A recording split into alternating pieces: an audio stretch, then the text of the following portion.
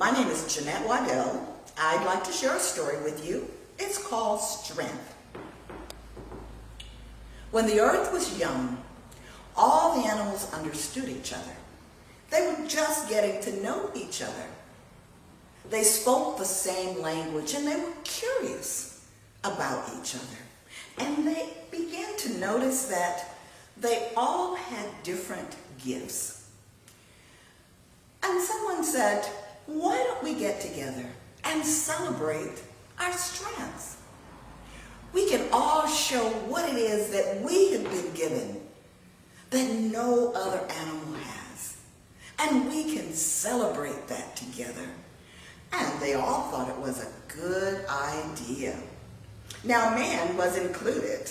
He was invited along with all of the other animals to come and share the gifts that they had been given. So they gathered at a certain place, at a certain time, on a certain day. And they were all so excited to see each other. Why, there was monkey, and there was elephant, and there was cheetah, and there was man. But man had arrived just a little bit late. Well, all the other animals gathered, and they cheered each other on. First, it was Monkey. Monkey ran up to a tree, and he climbed all the way up to the top of the tree. He hooked his finger on the very top, pulled it down, and wrapped it around the bottom. And he flexed his muscles and said, now that is strength. And all the other animals cheered him on. Yes, that's your strength. Well, next, it was Elephant. Well, Elephant stood with feet that looked like tree trunks. And he walked down a row of trees and he barely had to move.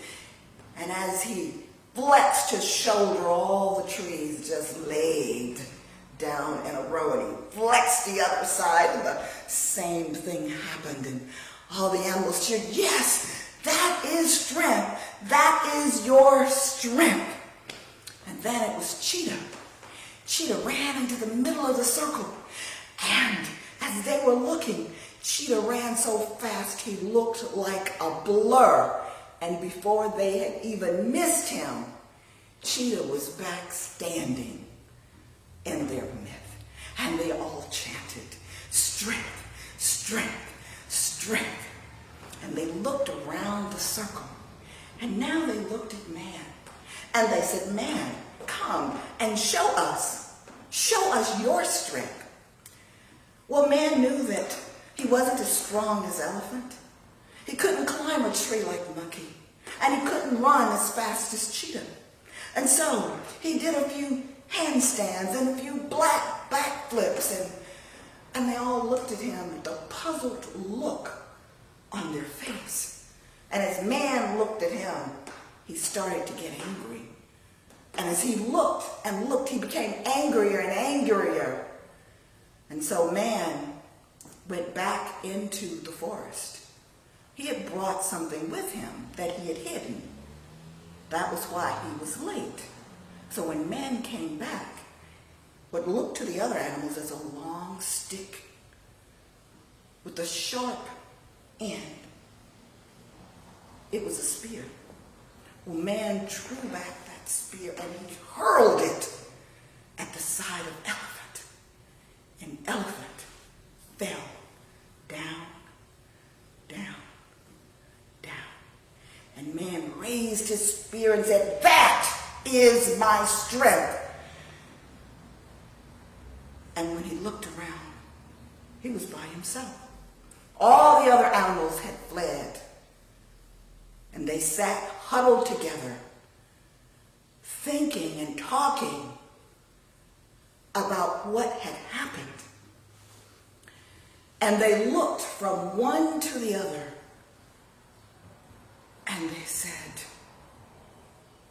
that's not strength. That is not strength. That is death. Now when man goes into the forest, into the woods, into the jungle, he goes alone. The animals say man is the only creature who doesn't know the difference between strength and death. Thank you. My name is Jeanette Waddell, and I would like to share a story, Stone Soup. Once upon a time, a husband and wife were traveling. This was a long time ago, and there were no buses or trains or airplanes. People walked wherever they went. And this couple had a really long walk. They also didn't have very much money, and they were counting on the kindness of strangers to help them get to their destination. And each town they would go in, they would find the finest looking house, the one with a fence around it and flowers planted in the yard and curtains. And they would knock on the door and say, "We are travelers, and we have a very long journey. We're going to see my sick mother, and we have very little money. Would you be able to spare us something to eat, a drink of water perhaps? And if we could trouble you, is there a barn or a tree or someplace that we might sleep tonight?" And wherever they went, there were always those strangers who extended kindness. And so they were almost to their destination when they had one more night to spend. And they came late at night and to a very small hamlet. And they thought, "Oh, what a beautiful place. I think the people here are so generous and so kind. Surely we'll be able to find a place to spend the night." And so, as they've always done, they went to the most beautiful house they could find, and they knocked on the door. And they asked and explained that they were hungry, they were travelers, and didn't have much money. And if they could spare anything, a crust of bread, a drink of water, and if there was a barn or a tree or someplace they might safely spend the night. And the woman that opened the door said, "I'm so sorry, but our town is on very hard times, and we barely have enough food for ourselves. I'm sorry, I have nothing to spare, not even a crust of bread." And the couple walked away very disappointed with their head hanging down. And they went to the next house and the next house and the next house, and it was always the same story. And they stopped and talked for a while, and the husband said, "None of these people look like they're starving. It just looks like they have forgotten about hospitality. Perhaps we can remind them." And so they went to the square, and there they slept during the night. Well, early the next morning, they got up and they went back to that very fine house that they had went to that first night. And just before the husband got there, he stooped down and scooped up a plain stone and put it in his pocket. He knocked on the door again. And when the woman opened the door, he had the biggest smile. And he said, "Good morning.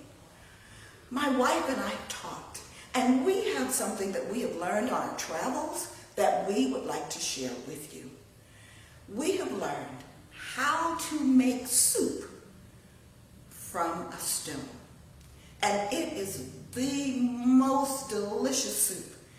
And if you have a big enough pot, and we can make a fire and get water, we can make enough soup so everyone in this town could have a good, wholesome, filling meal."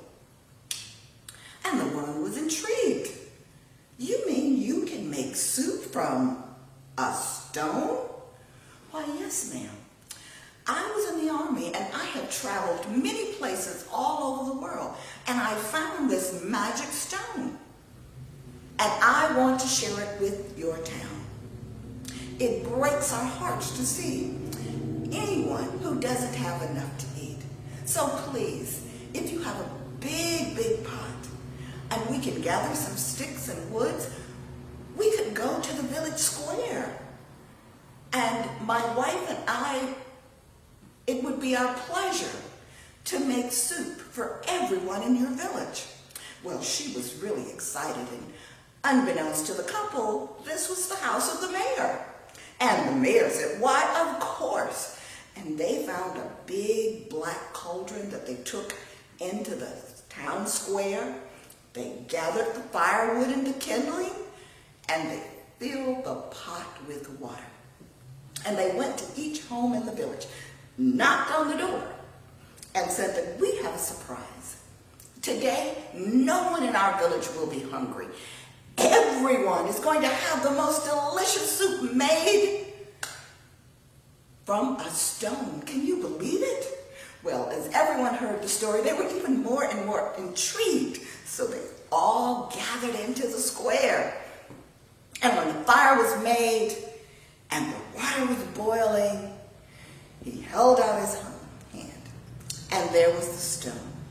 He held up the stone and he dropped it into the water. And then he stirred and tasted. This is going to be the most delicious soup.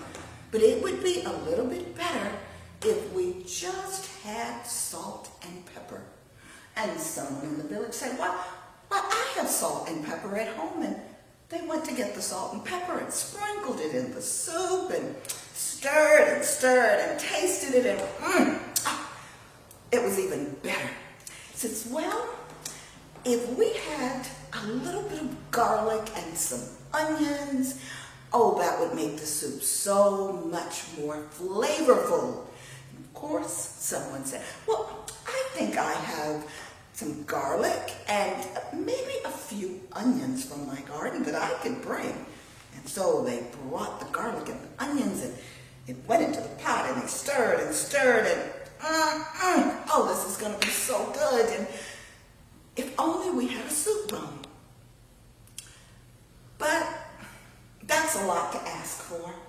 And a woman raised her hand, no, for the most delicious soup from just a stone. I have a soup bone at home, and I will bring it.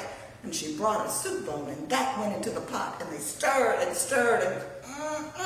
the soup was getting even better and better, and now people began to smell this wonderful aroma. And then there were potatoes that were added. There were beans that were added, and tomatoes and corn, and soon the soup was rich and thick, and everyone could smell how delicious it was going to be. And the wife said, well, when we made this soup before, we had crusty bread and cheese and wine, and there was a tablecloth and flowers. And everyone went home and brought what they had back, and they spread it all out, and it was truly a feast. And the husband said, wife, not even at the palace did we see such a feast. And everyone sat down and gave thanks. And they ate, and they laughed, and they talked. And everyone was so excited that they had made this delicious meal all from a stone. And when the meal was over and everything was cleaned and put away, the mayor came to him and said, we thank you so much for sharing your generosity with us. Please spend one more night. You may sleep in our home, and my wife and I will give you a good breakfast, and then you may go on your way. Well, they spent the night at the mayor's home, and they had a filling breakfast the next morning, and they were on their way. And as they left, they turned and looked again at the home, and they were so thankful for the generosity that had been shared with them. The husband stooped down and picked up another stone, put it in his pocket, and said, you never know what we might encounter on our way. Thank you.